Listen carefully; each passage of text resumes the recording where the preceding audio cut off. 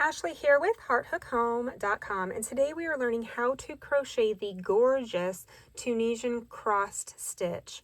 This is a variation of the Tunisian Simple Stitch, and it's actually quite easy to create this crossed effect that gives such a beautiful texture and a great feel and squish factor. Let's learn how to crochet the Tunisian Crossed Stitch together.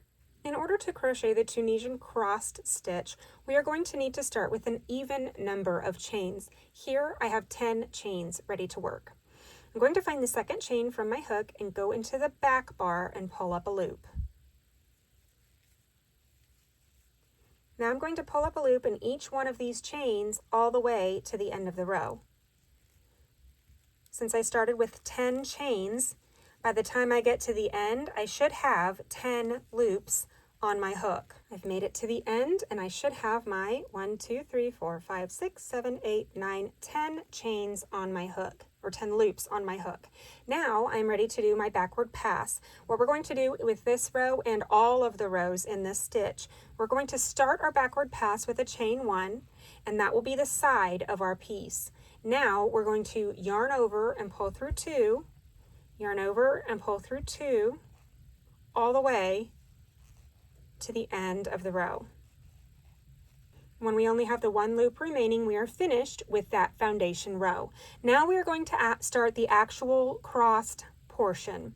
So what we're going to do in Tunisian crochet, we always skip this very far outside loop. So here we're looking at the first 2 actual stitches. Now, in order to create that crossed effect, first we're going to pull up a loop in this vertical bar here, and then we're going to come back and pull up a loop in this vertical bar here, the one that we skipped.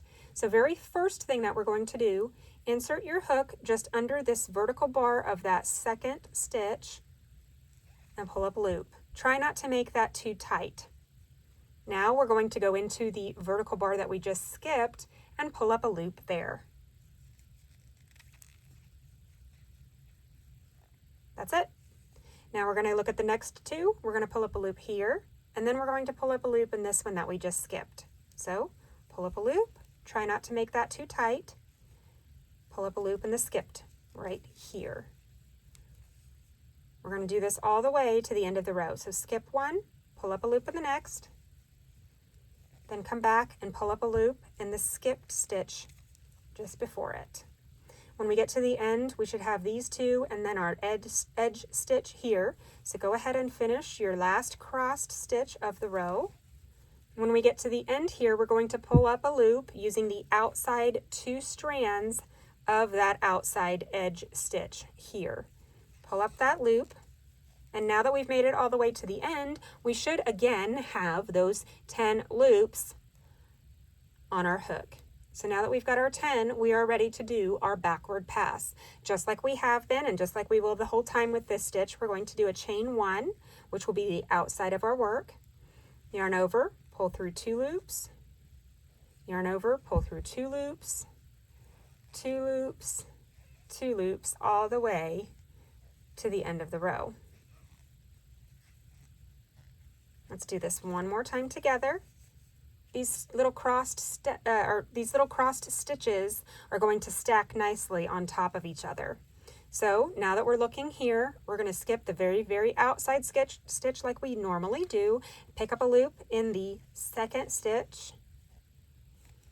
Pick up a loop in the skipped stitch. We've got our next pair ready to go. We're going to skip that one, pull up a loop in this one, and then pull up a loop in the skipped stitch. Do this all the way across. When we get to the outside or edge stitch, we're going to find those 2 outside strands, just like this. Pull up that loop. And now we have our 10 loops on our hook again. We are ready to do our backward pass. So chain 1, then yarn over, pull through 2, yarn over, pull through 2, all the way to the end of the row.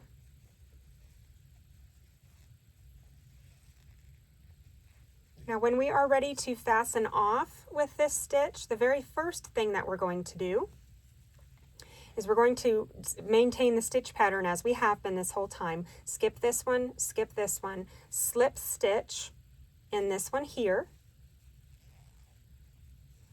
Try not to make the loops too big or too small, a very consistent size. Go into the skipped stitch here and slip stitch. Skip one, go into the next and slip stitch. Using the skipped stitch, slip stitch there. And you're just going to repeat this all the way to the end of the row.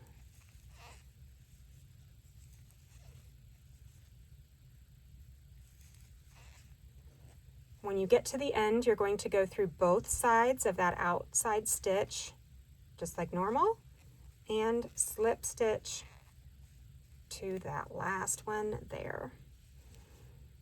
That is all there is to this crossed Tunisian stitch. It is absolutely gorgeous, beautiful to work up. I love the texture that this stitch provides. It just looks absolutely divine, doesn't it? Works up really fast because this is a wider stitch than normal. Like I said, this is a simple variation of the Tunisian simple stitch. So once you get the hang of it, these just fly off your hook. They're so beautiful, so lovely. It would make a great sweater or even a baby blanket, any kind of blanket like that. It would be absolutely gorgeous. So I hope you love this stitch. Thank you for watching, and I look forward to crocheting again with you soon.